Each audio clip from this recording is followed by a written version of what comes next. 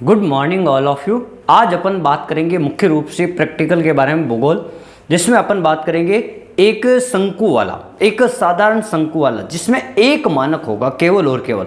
एक अपन ऐसा शंकु बनाएंगे जिसमें केवल और केवल एक मानक अक्षांश होगा।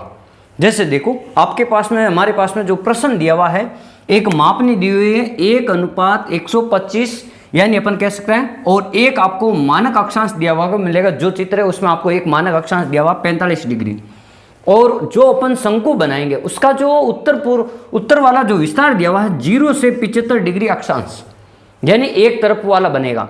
और देशांतरीय जो विस्तार दिया हुआ है वो आपका दिया हुआ है 60 पूर्व से लेकर 60 दक्षिण तक, 60 पूर्व से लेकर 60 पश्चिम तक, यानी पूर्व और पश्चिम में दोनों तरफ 60 तक विस्तार लेना है।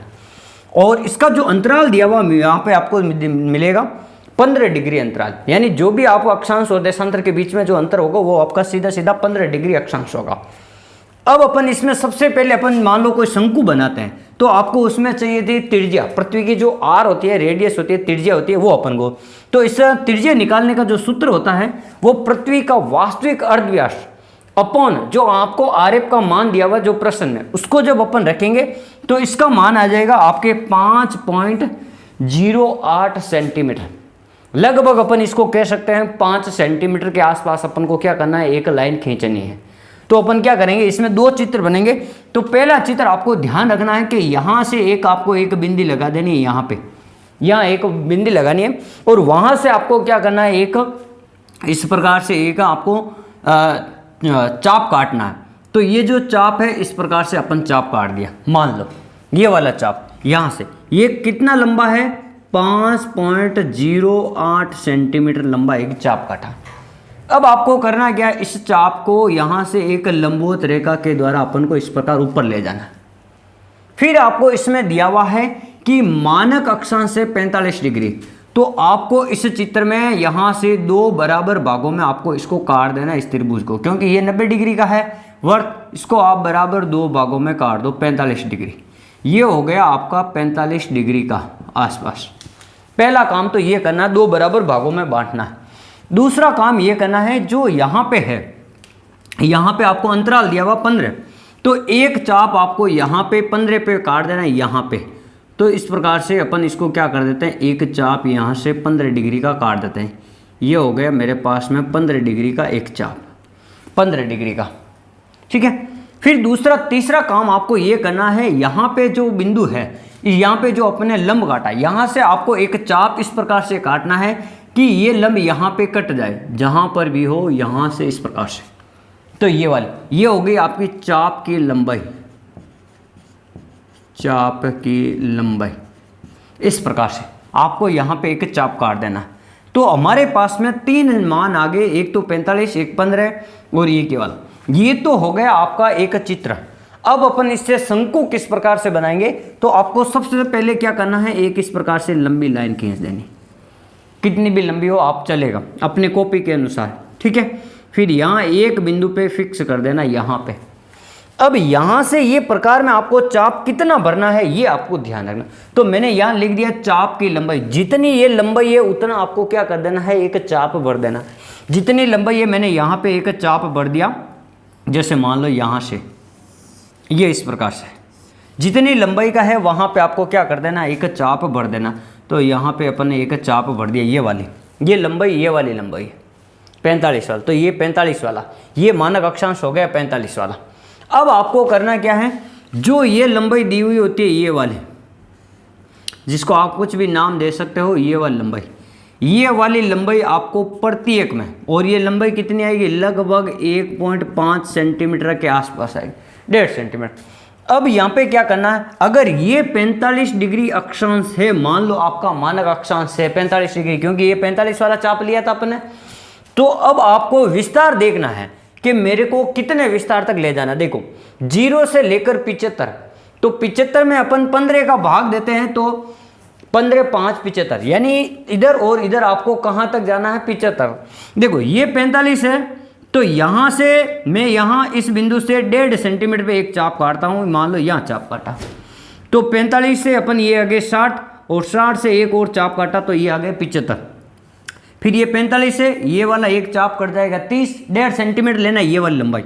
फिर आपको यहीं से 1.5 सेंटीमीटर लेना, तो ये आ जाएगी, ये हो गए 45, ये हो गए 30, ये हो गए 15 और ये हो गए 0। यानी इस प्रकार से आपको क्या, ये वाली दूरी आपको लेनी है, ये वाली लंबाई आपको लेके यहाँ पे प्रत्येक बिंदु पे यहाँ चाप काट देना। अब चाप ये वाली लंबाई कहाँ रखनी है, 45 डिग्री मानक अक्षांश पर ऐसे चाप काटना, ऊपर और नीचे दोनों तरफ। अब जो आपने चाप काटा उनको क्या करना, इसके समानांतर आपको मिला देना, ये वाली लंबाई इस प्रकार से आपको क्या कर देना है, मिला देना।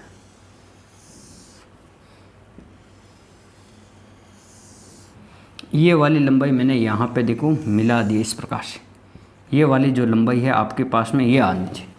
अब देखो मेरा यहाँ पे तो हो गया, मैंने 45 लिया था, फिर ये 60 हो गया और ये 75 हो गया, और इधर देखो 30 हो गया, 15 डिग्री हो गए, ये 0 डिग्री देशांतर। देखो ये तो मेरा हो गया उत्तर में, ये 0 डिग्री, 0 से मैं उत्तर में गया था 75 तक, तो यहाँ पे हो गए 75। अब मेरे पास में देखो देशांतरीय विस्तार दिया हुआ 60 पूर्व और 60 भी पश्चिम। तो आपको करना क्या, देखो 45 डिग्री का जो मान लिया, ये वाली लंबाई आपके पास में, ये वाली लंबाई आपके पास में 1 सेंटीमीटर आएगी। ये वाली लंबाई जो आपका 45 डिग्री का कोण बना, इससे ऊपर जो लंबाई है वो आपकी 45 डिग्री आएगी। ये जो नीचे वाली लंबाई, इसके समानांतर भी आपको एक लाइन खींचनी, इसके समानांतर ये वाली लाइन खींचनी, ऐसे। ये आपकी 1 सेंटीमीटर है। तो आपको करना क्या है, 45 डिग्री मानक अक्षांश को थोड़ा सा गहरा कर देना, जैसे मैं इसको थोड़ा गहरा कर देता।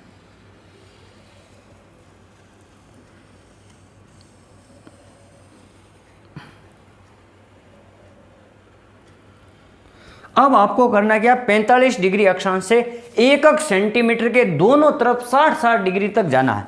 जैसे मैंने यहाँ पे गया, ये आपका 0 डिग्री हो जाएगा, बीच वाला ये 0 डिग्री देशांतर है। इधर अपन जैसे ये 45 वाला, देखो ये 45 वाला, तो इधर मैंने एक चाप काटा 15, 1 सेंटीमीटर का, 15, 30, 45 और ये 60, 15, 30, 45, 60। इधर भी आपको लाइन काटनी है, 15, 30, 45 और 60। ये 4 बिंदु आपको लगा लेना है। फिर आपको करना क्या है, ये वाला बिंदु, जो भी बिंदु है ये वाला, इस बिंदु को इस बिंदु से मिलाते हुए आपको इस प्रकार से लाइन खींचनी है। जैसे ये वाली लाइन आपको इस प्रकार से खींचनी है पहली, फिर आपको 30 वाली लाइन खींचनी है इस बिंदु से, फिर आपको तीसरी लाइन खींचनी है इस बिंदु से, फिर आपको चौथी लाइन खींचनी है इस बिंदु से। ऐसी की ऐसी इधर भी आपको 4 लाइनें खींच देनी है, 1, 2, 3, ये हो गए 4। अब जो आपके पास में एक्स्ट्रा जो है उसको आपको रब कर देना, ये वाला मान, इसको आप क्या कर सकते हो, रब कर सकते हो, ये वाला। अब आपको इसको वापस में ज़्यादा जो मान है उसको रब कर देता हूँ। तो ये वाला जो बिंदु है आपको यहाँ पे ध्यान रखना है, इस प्रकार से आएगा।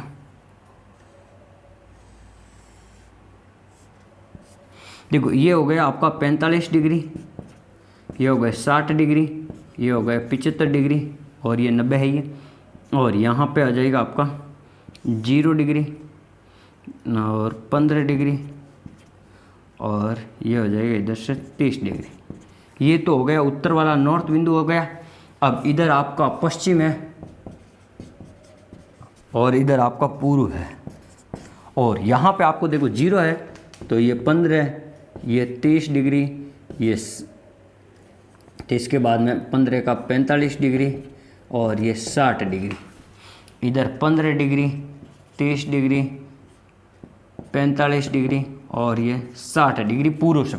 तो इस प्रकार से आपको एक साधारण मानक शंकु बन जाएगा, एक शंकु, एक मानक वाला साधारण शंकु बन जाएगा। एक मानक कौन सा है, ये 45 डिग्री वाला, देखो ये मानक है।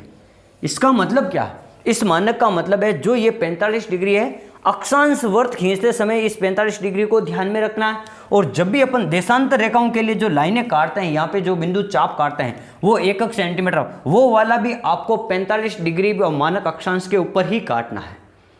अब इसकी विशेषता क्या, देखो इस शंकु, एक मानक शंकु की कुछ विशेषताएं दी हुई है।